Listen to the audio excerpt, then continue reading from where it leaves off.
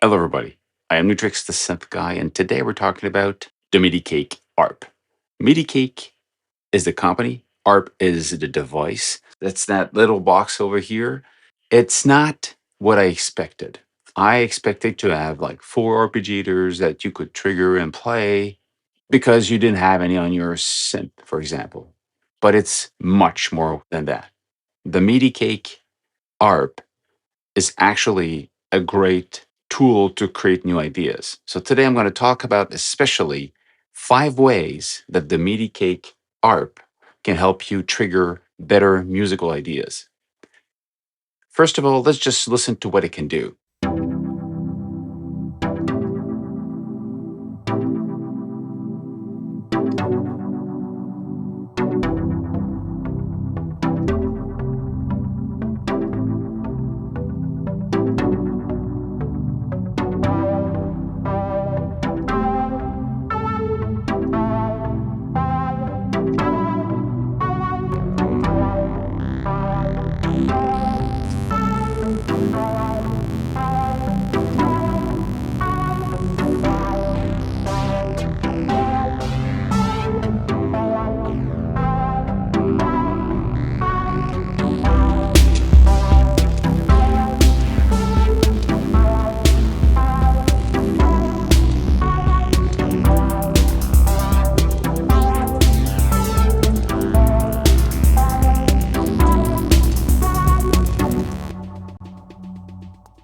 So it's much more than just an arpeggiator. It's a real-time device to create music, to help you. They actually call it a multi-channel parametric MIDI arpeggiator.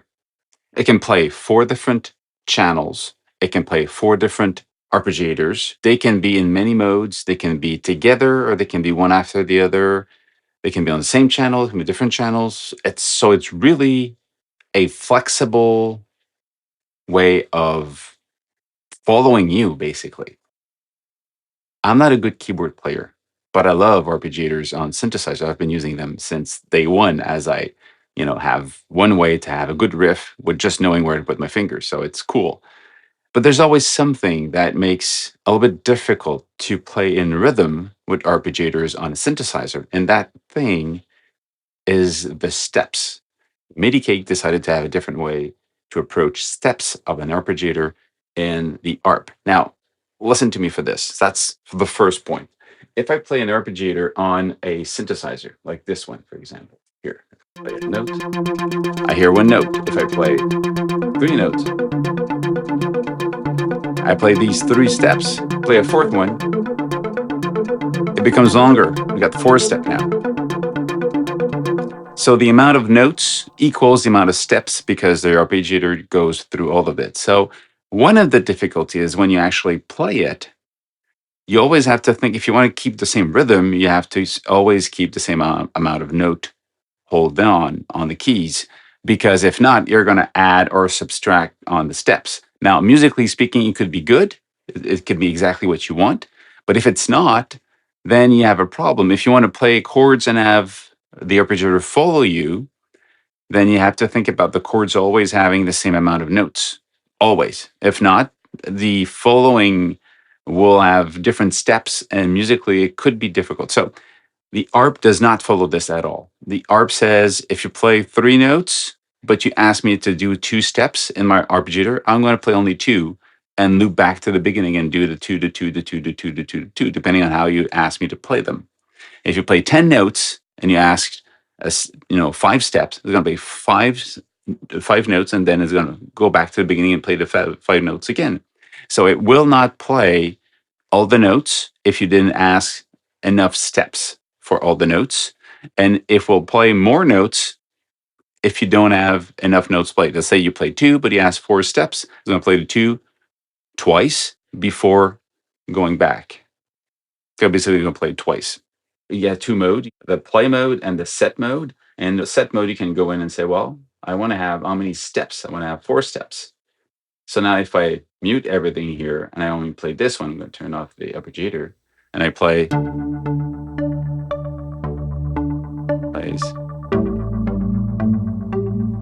I decide that.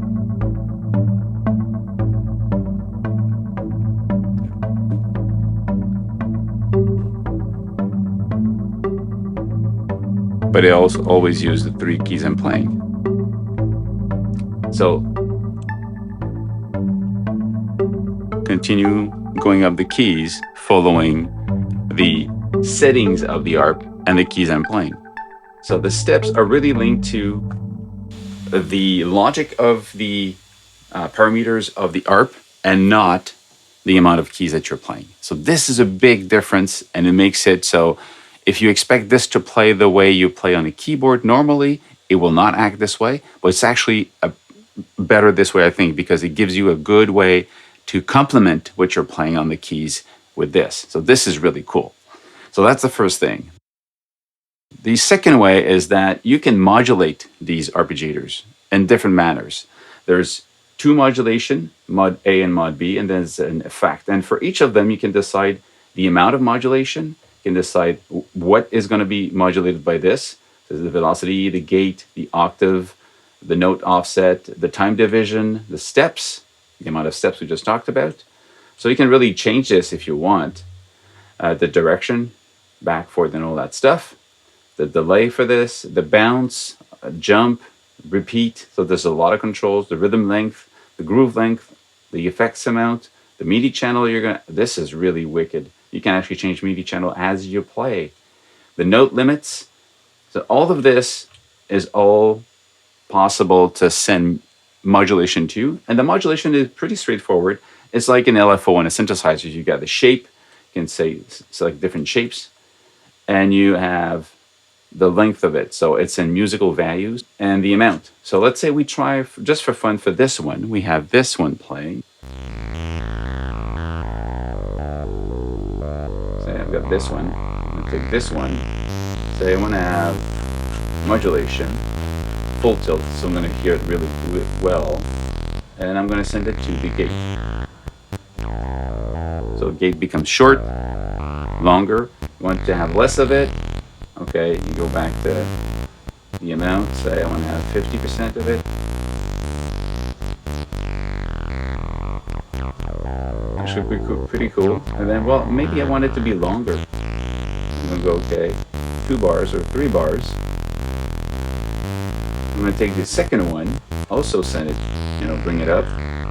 This one I'll send it to, instead of velocity, send it to the notes. Say the octave. Instead of going down and up, I'll take just when it goes up. Too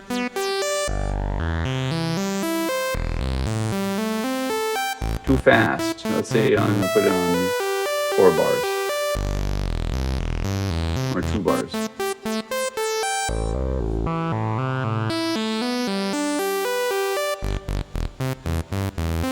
And I can have my first, you can say it's going to be an octave, -1, compared to what's playing on the keys here.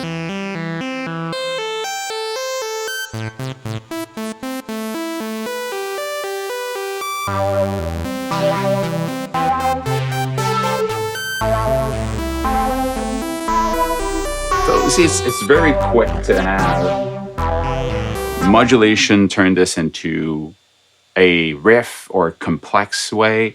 And with the modulation can really make it move in real time. And you don't have to play different keys, you just have to hold the same keys if you want to. But then if you play on top, it will also follow it. So this is really, really capable and really cool. Third way to help you, it's the mode. You can be in ARP mode, we just played. You can be in chord mode, or you can be in pad mode. If I press play now,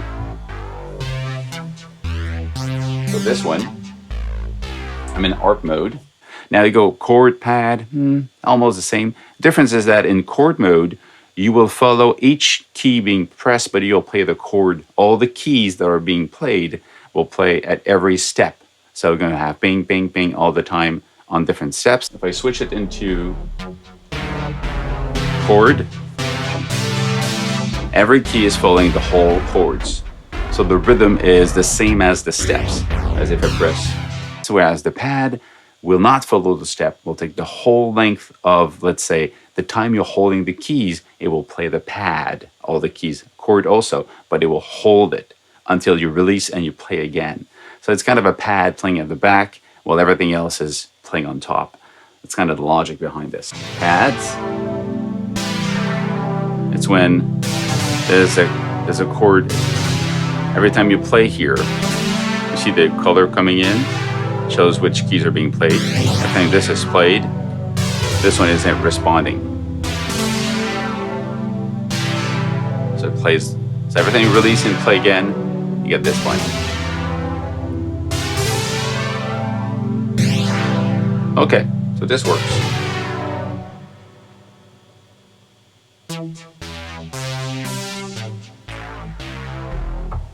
That's the logic. Fourth one is you can use the 4 different arpeggiators in 2 ways. The first way, and the way we want to show right now, is you want to use the 4 of them, but in follow mode. So you'll play the first one, then the second one, then the third one, then the fourth, and you'll loop back again and play with them. Now remember that this one is triggering this keyboard. Bring the volume up. Second one is playing this one. So this one, the first one. Second one. Third one is playing this one. And the fourth one is playing this one. So you're going to go through all of them. And so you can create these complex riff if you want. Let's just play that. And let's not play the sequence. Let's just play a key.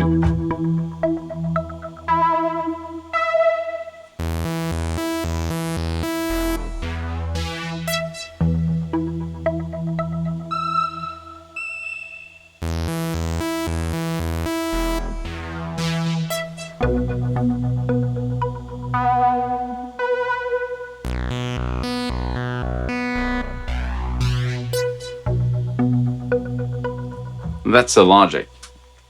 Now if I press play to play a chord like I'm playing a song,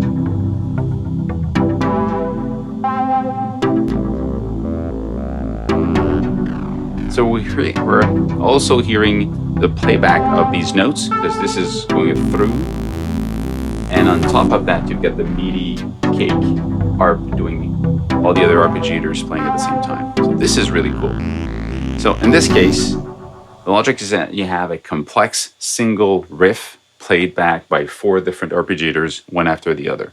So it can be really complex, okay? The 5th way to help you is that all of them, you can put them in at the same time, and you can actually play them in real time. So this is almost like a sequencer. It's not a sequencer, but I mean, if you don't have a keyboard, you're still going to play. So this one can be a standalone generator. It plays this, and then you go back into set mode, and say, I want to have this key.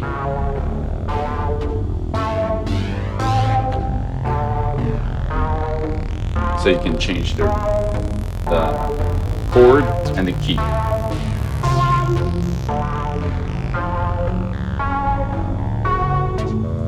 So there's a limit how you do this, but you can still use this. You can change the tempo.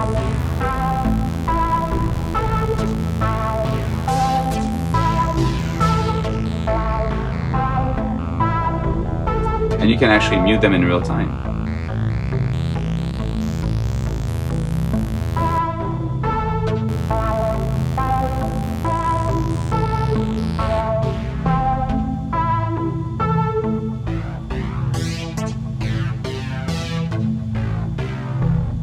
I'm just playing this. Now, if I have a keyboard or a riff or somebody playing in real time, stop this, press play. Now you're pulling this one playing. And I can easily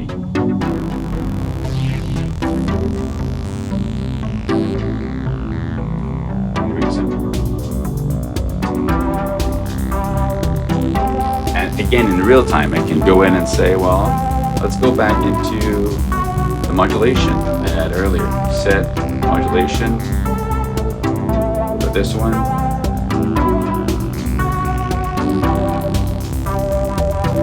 This one.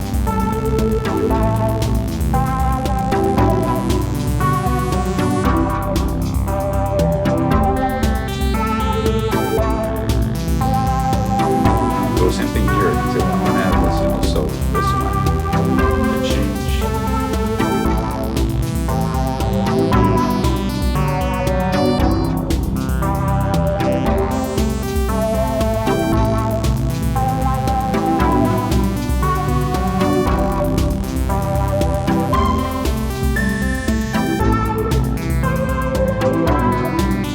in real time, it can evolve into something else. That's it for today, for what you can do with this. Really powerful, really quick to have ideas.